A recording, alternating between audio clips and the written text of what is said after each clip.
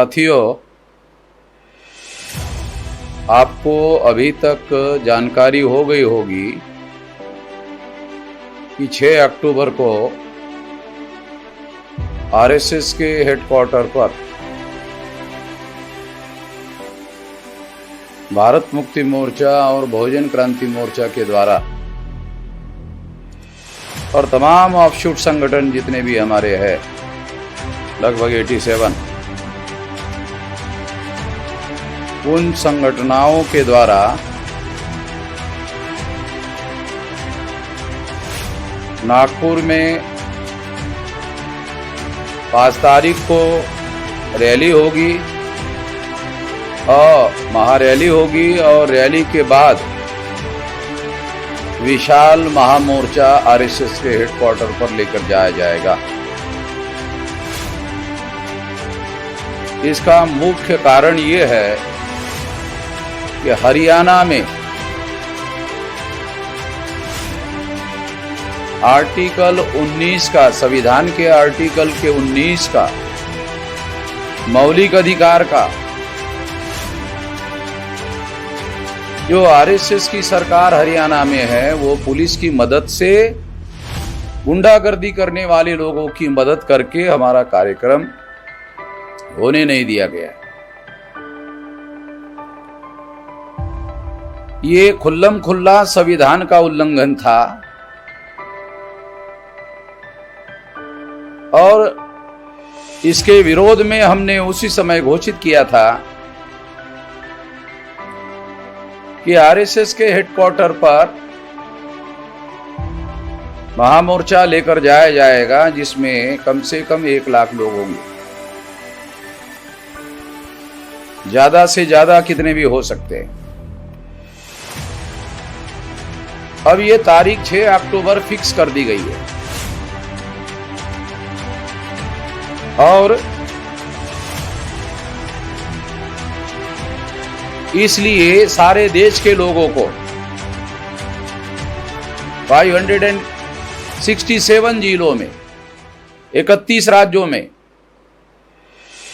4000 से ज्यादा तहसीलों में, 22,000 से ज्यादा ब्लॉक में और 1.5 लाख से ज्यादा गांवों में इसकी तैयारी होनी चाहिए।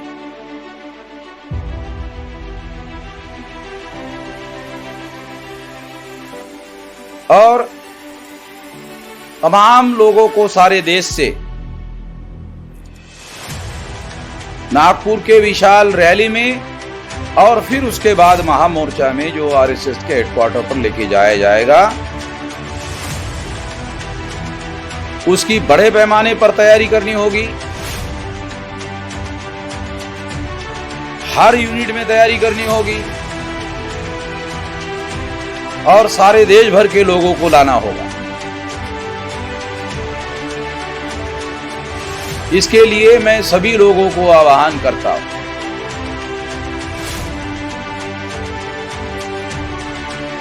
एक और बात भी मैं कहना चाहता हूं कि हमारे पास मेरा फोन टेपिंग और विलास खरात का फोन टेपिंग किया गया और जो संगठन के तोड़फोड़ करने वाले लोग आरएसएस और बीजेपी के साथ मिलीभगत से काम कर रहे हैं, उनको दिया गया ये धमकी देने के लिए कि हमने तुम लोगों का टेपिंग किया हुआ है। ये मौलिक अधिकार का उल्लंघन है। सुप्रीम कोर्ट ने पेगासस के संबंध में कमेटी भी बनाई थी। हम लोग इसके बारे में सारे देश भर में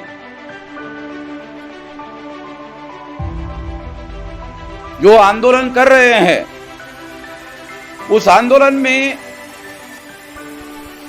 मेरा यानी अर्थात वामन मेश्राम का और विलास खरात का फोन टेपिंग का जो हमारे पास सबूत है, जो हमारे संगठन को तोड़फोड़ करने वाले जो लोग हैं, उन लोगों को आरएसएस बीजेपी के द्वारा दिया गया। क्योंकि कोई भी प्राइवेट आदमी किसी के टेलीफोन को टेप नहीं कर सकता, क्योंकि उसके लिए करोड़ों रुपए की जरूरत होती है, उसके लिए टेक्नोलॉजी की जरूरत होती है। और वो केवल भारत सरकार के पास इजराइल का पेगासस इंस्ट्रूमेंट है जो हजारों करोड़ कीमत का है। इससे यह साबित होता है कि उन्होंने तोड़फोड़ करने वाले लोगों की मदद करने के लिए दिया है। इससे गद्दारों की मिलीभगत का भी पता चलता है। तोड़फोड़ करने वाले लोगों के आरएसएस बीजेपी के साथ मिलीभगत का भी पता चलता है। इससे यह बात सिद्ध होती है। जब हमने 6 अक्टूबर को महामोर्चा लेकर जाने का ऐलान किया, उसके बाद आरएसएस के हेडक्वार्टर को 150 कंपनी सिक्योरिटी फोर्स दिया गया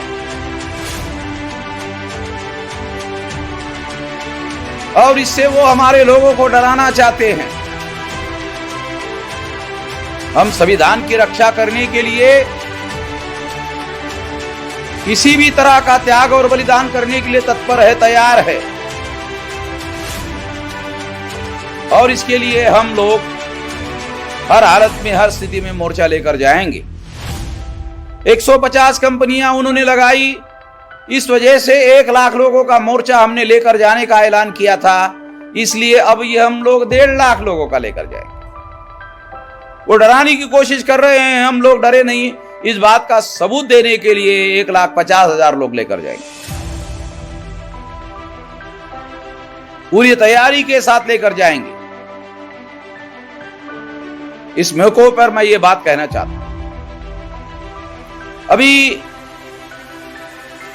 ज्ञानव्यापी मस्जिद के संबंध में फैसला आया है।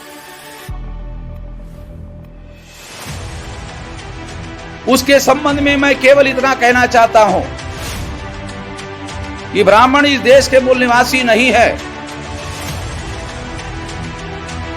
और इसलिए यहां पर मूल निवासियों की जो महान संस्कृति सभ्यता थी, चाहे सिंधु घाटी सभ्यता का मामला हो, चाहे महावीर जैन का या बुद्धा का मामला हो या मौर्य साम्राज्य का मामला हो, सारा का सारा मूल निवासियों का है। पुष्यमित्र शुंग के द्वारा सम्राट गुरुदत्त मौर्य की हत्या करने के बाद ब्राह्मणों ने सारे देश के महाविहारों पर कब्जा किया और फिर जब मुगलों का मुसलमानों का आक्रमण हुआ तो उन्होंने ब्राह्मणों के जो अतिक्रमित मंदिर है बौद्धों के मंदिरों पर, उस पर उन्होंने अतिक्रमण किया। तो मूल वास्तु ब्राह्मणों की नहीं है, मूल वास्तु बौद्धों की है। बौद्ध लोगों को और मुसलमानों को आपस में बैठना चाहिए, आपस में सलाह मशवरा करना चाहिए। जफर याब जिलानी के द्वारा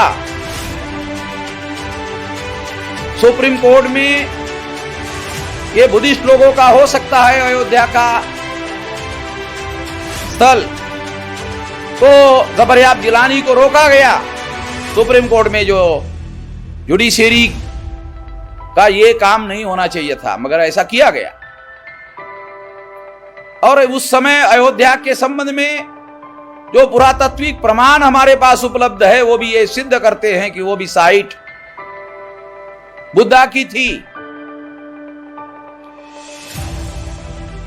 वो साइट बुद्धा की थी। 16 साल अयोध्या में बुद्धा ने वर्षावास किया, प्रवचन दिया। वो लगभग 3000 एकड़ जमीन में फैला हुआ मामला था। उसमें अभी भी बहुत सारे जमीन के नीचे स्थल है।